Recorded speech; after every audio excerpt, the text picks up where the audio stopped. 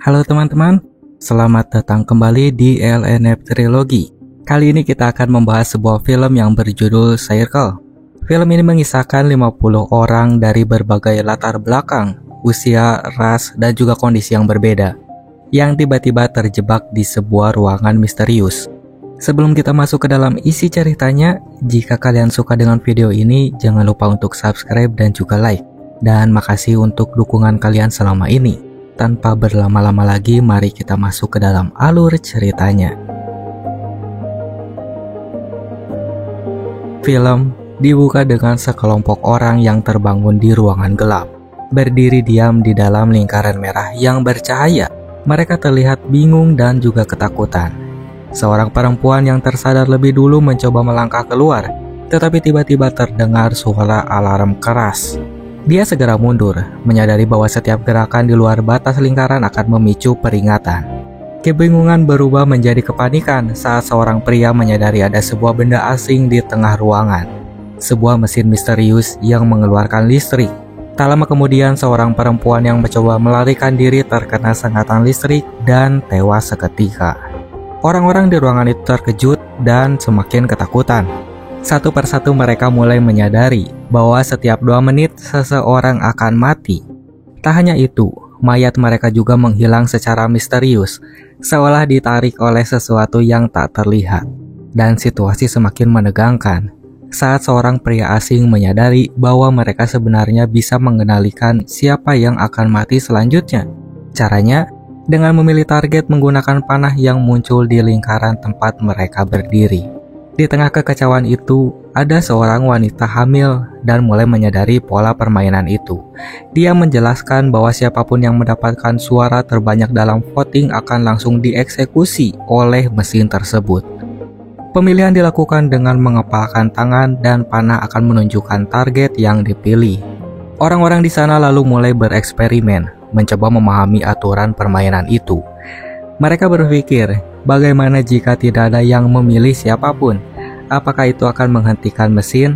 Sayangnya dugaan mereka salah. Ketika tidak ada siapapun yang memilih suara, mesin justru mengambil keputusan sendiri dan tetap membunuh salah satu dari mereka. Kini mereka benar-benar panik. Ketakutan, kecurigaan, dan juga insting bertahan hidup mulai menguasai ruangan. Mereka dihadapkan pada dilema moral yang mengerikan. Siapa yang harus dikorbankan agar yang lain bisa bertahan hidup?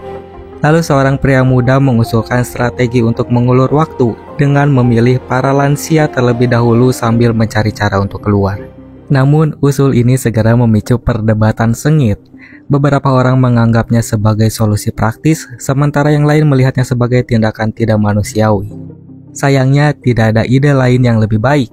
Ketakutan dan tekanan waktu memaksa mereka untuk mengambil keputusan itu. Satu persatu, para lansia mulai dipilih sebagai korban. Beberapa dari mereka menerima nasib dengan pasrah, sementara yang lain berusaha bernegosiasi atau memohon ampun.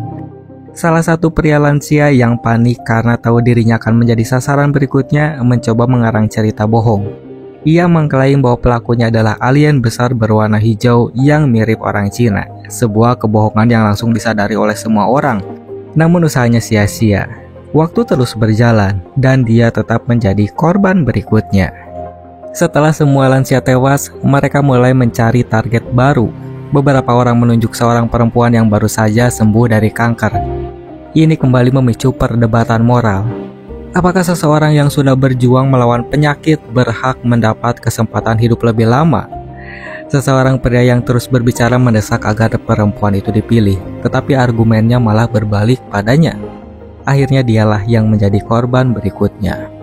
Seiring waktu mereka terus mencari pola permainan ini. Kini mereka mencoba mengenal satu sama lain, berharap bahwa memahami siapa yang ada di ruangan itu dapat membantu mereka bertahan. Dan seorang perempuan bernama Beth memperkenalkan dirinya. Tetapi sebelum perkenalan bisa berlangsung lama, alarm peringatan berbunyi. Ketegangan meningkat, Beth panik, dan orang-orang tak bisa mengambil keputusan dengan cepat. Mesin akhirnya memilihnya secara acak. Listrik menyengat tubuhnya hingga tewas. Kematian Beth membuat suasana semakin suram. Mereka mulai mempertanyakan moralitas masing-masing. Untuk menghindari keterikatan emosional yang bisa mempengaruhi keputusan mereka, beberapa orang sepakat untuk tidak lagi menyebut nama mereka. Namun ketegangan justru semakin memanas ketika beberapa peserta ternyata saling mengenal. Ada pasangan suami istri, ada juga pasangan selingkuh yang diam-diam mencoba melindungi satu sama lain. Ketika jumlah peserta semakin sedikit, situasi berubah menjadi lebih brutal. Mereka mulai menyingkirkan orang-orang yang dianggap menyebalkan atau memiliki moral buruk. Di titik ini, permainan bukan hanya soal bertahan hidup, tetapi juga soal nilai, prinsip, dan juga dosa yang terungkap satu persatu. Seorang pria berkulit hitam tiba-tiba melontarkan kata-kata rasis yang membuat situasi semakin tegang. Ia bahkan memojokkan kelompoknya sendiri, memicu pertengkaran sengit. Ketegangan ini berujung pada pemilihan korban berikutnya, seorang polisi yang sejak awal berusaha mengambil alih situasi. Ketika segalanya mulai berantakan, tidak ada lagi yang kerjasama. Kini setiap orang hanya memikirkan dirinya sendiri. Dan setelah perdebatan panjang, mereka mencoba bereksperimen yang baru, memilih diri mereka sendiri untuk dieliminasi. Namun, sistem menolaknya. Permainan tidak mengizinkan seseorang memilih dirinya sendiri. Mereka dipaksa untuk memilih orang di samping kanan mereka.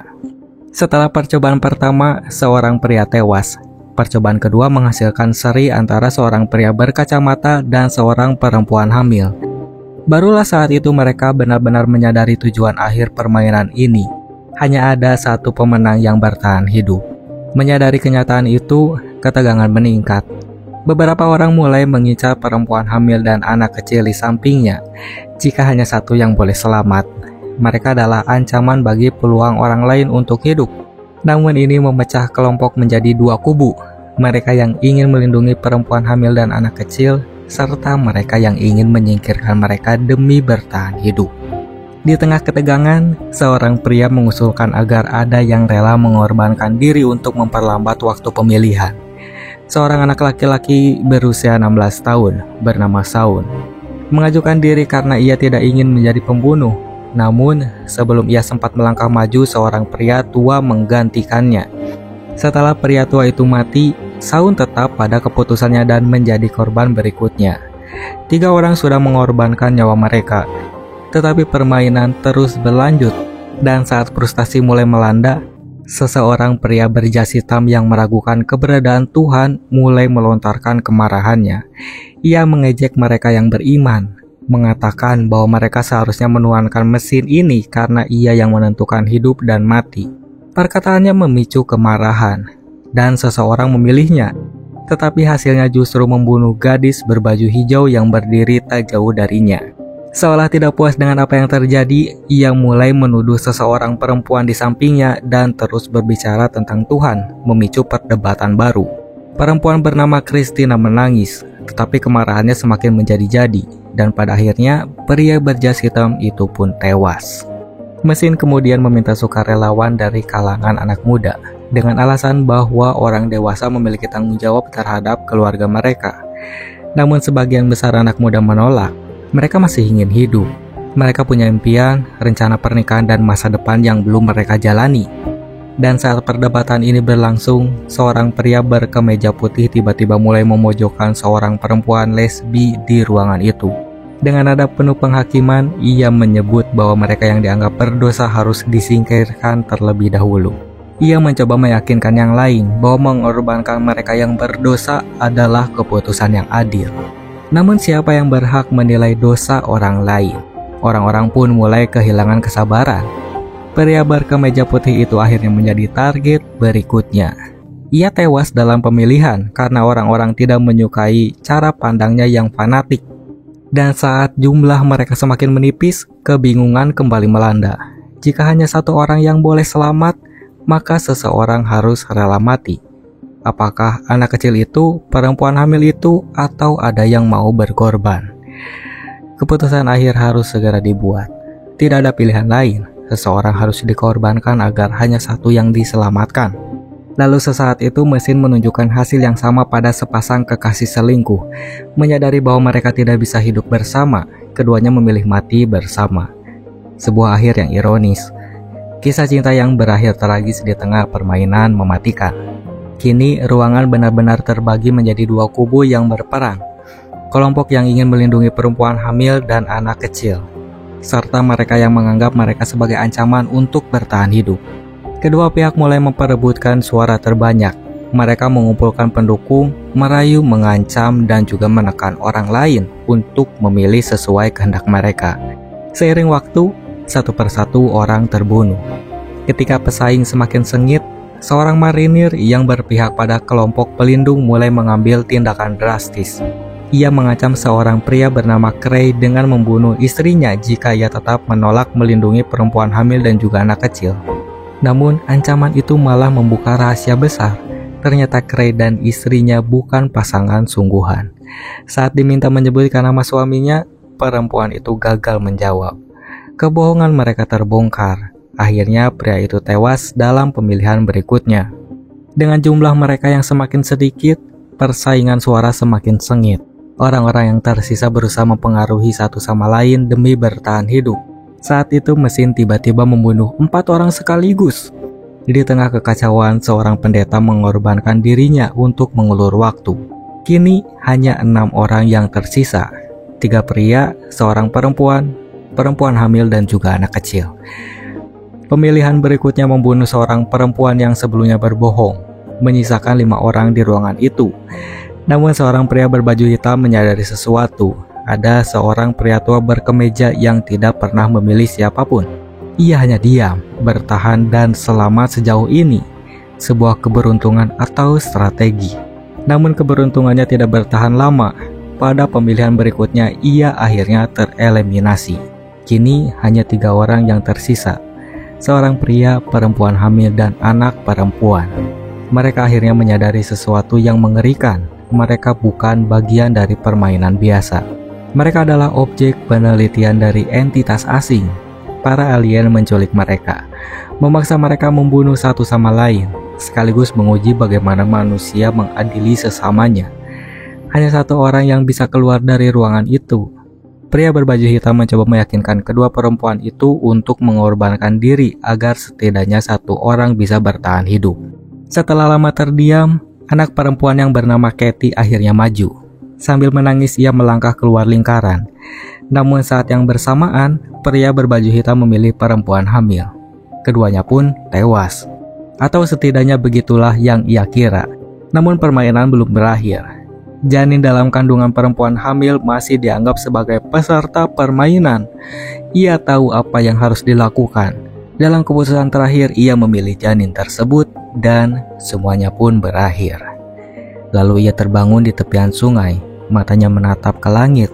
Di atasnya piring terbang melayang-layang di udara. Ia tidak sendirian. Di kejauhan beberapa orang lainnya juga berhasil selamat dari permainan yang sama di ruangan yang berbeda. Lalu, film pun selesai. Nah, jadi itu dia pembahasan film kita kali ini. Terima kasih sudah menonton sampai akhir. Dan jangan lupa untuk terus mendukung konten dari channel LNF Trilogy. Dan sampai jumpa di ulasan video berikutnya. Terima kasih dan juga wassalamualaikum warahmatullahi wabarakatuh.